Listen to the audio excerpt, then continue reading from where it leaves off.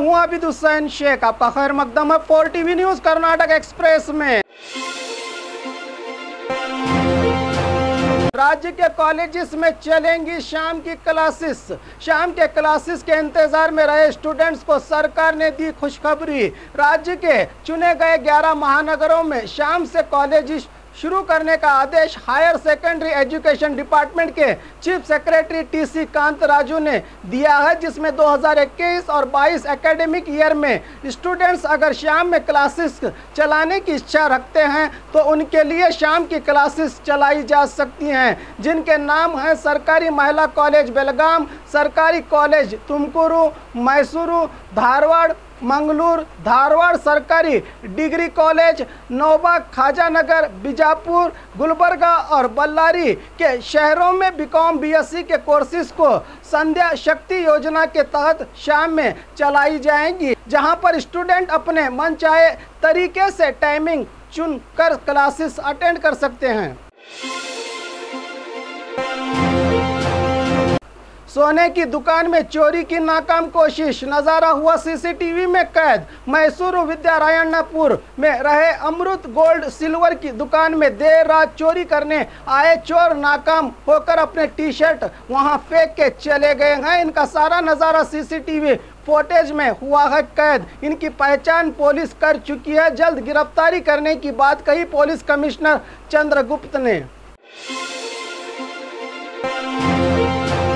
सरकार को 15 सितंबर तक डेडलाइन दिया प्राइवेट स्कूल एसोसिएशन ने। राज्य में स्कूल खुलने के लिए नया सरदर्द बना private school association. Bengaluru press भवन में राज्य प्राइवेट स्कूल एसोसिएशन के अध्यक्ष लोकेश तालीहट्टी ने सरकार को डेडलाइन दी है कि आने वाले 15 सितंबर तक उनकी सारी मांगें पूरी करे। सरकार अगर ऐसा नहीं हुआ तो बड़ा आंदोलन करने की चेतावनी दी है अध्यक्ष ने। इस कॉन्फ्रेंस में कल्याण कर्नाटक भाग और उत्तर कर्नाटक भाग के पदाधिकारी भी रहे मौजूद।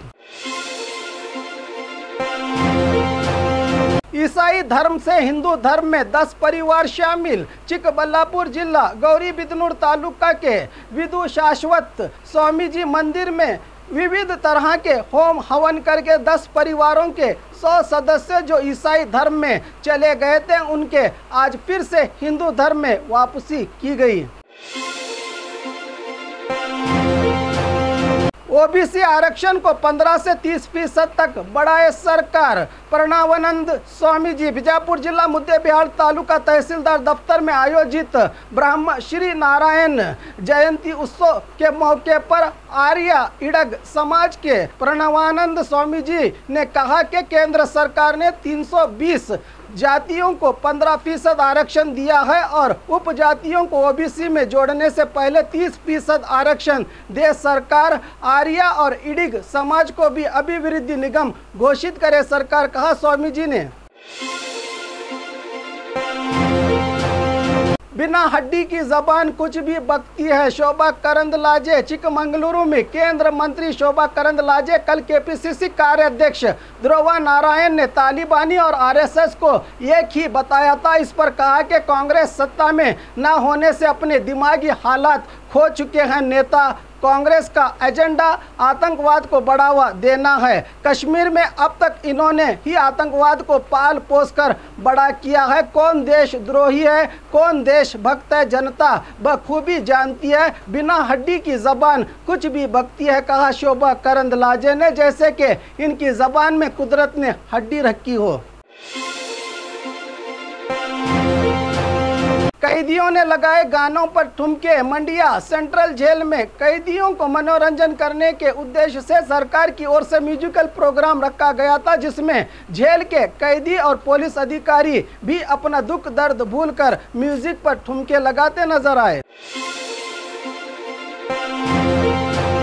उत्तर कर्नाटक में कुमारस्वामी का दौरा। आने वाले विधानसभा चुनाव में फिर से गद्दी पाने के जोश में पूर्व सीएम कुमारस्वामी गदग जिले को पहुंचे हैं। इनके आगमन पर गांव-गांव से आए अभिमानियों ने बैलगाड़ी में इनकी यात्रा निकाली। इस मौके पर कुमारस्वामी ने कहा कि जात पात पैसा सब छोड़ो, पिछले 75 साल से बीजेपी, कांग्रेस और अन्य दल का काम देके जनता, मैं सिर्फ 5 साल मांग रहा हूं। इस तरह से जनता से अपील की कुमारस्वामी ने।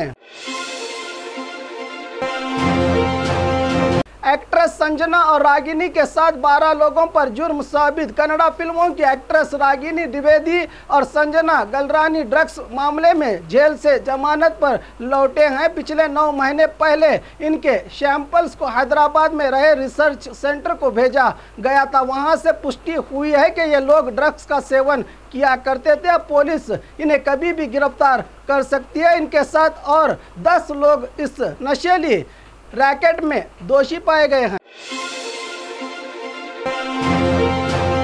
द्रोहा नारायण के तालिबानी बयान पर बीजेपी की ओर से घेराव की कोशिश। आरएसएस के लोग भारत के असली तालिबानी कहकर केपीसीसी कार्याध्यक्ष द्रोहा नारायण ने बयान दिया था। इसकी निंदा करते हुए मैसूरू में रहे उनके घर का घेराव करने की कोशिश की। बीजेपी कार्यकर्ताओं ने इस मौके पर पुलिस की ओर से बैरिकेड लगाकर प्रदर्शनकारियों को रोकने पहुंचे तो जिद पर अड़े बीजेपी कार्यकर्ताओं को मजबूरन पुलिस को गिरफ्तार करना पड़ा। बीच पर प्रवासियों की मौज मस्ती, हफ्ते में 5 लोगों की गई जान। राज्य में विशाल समुद्री बीच कहलाने वाले उत्तर कन्नड़ के कारवार में कई लोग मौज मस्ती करने के लिए यहां आते हैं, लेकिन यहां की गहराई देखे बिना छलांग लगाकर जाने गंवाई हैं। लोगों ने सरकार यहां गार्ड्स को तैनात करके सुरक्षा के प्रबंध करते हुए सैलानियों पर नजर रखने की बात कही है। स्थानीय निवासियों ने जल संसाधन विभाग के योजनाओं को शुरू करने की सूचना दी। गोविंद कारजोल ने कर्नाटका जल निगम में चली सभा में शामिल हुए। जल संसाधन मंत्री गोविंद कारजोल ने कहा कि कृष्णा जल भाग्य निगम, कावेरी निगम, विश्वेश्वरैया जल निगम जैसे कई योजनाओं के भौतिक और आर्थिक प्रगति पर चर्चा की गई। इस सभा में इन योजनाओं को जारी करने के लिए तेजी से भू स्वाधीन प्रक्रिया को शुरुआत करने की आदेश और सूचना संबंधित अधिकारियों को दिया। जल संसाधन मंत्री गोविंद कारजोल ने पूर्व सभा अध्यक्षा के बेटे का टॉर्चर, महिला इंजीनियर के निकले आंखों से आंसू। रायचूर जिला लिंगसूर तालुका पूर्व सभा में महिला इंजीनियर ने आंखों से आंसू बहाने की घटना घटी है। पूर्व सभा अध्यक्षा गद्दम्मा और उनके बेटे ने महिला इंजीनियर आसमा को एक वचन में बात करके स्वाभिमान को ठेस पहुंचाने का काम किया है। इनकी शिकायत को विधायक के सामने आंखों से आंसू भरकर फरियाद की है महिला सरकारी इंजीनियर आसमा ने।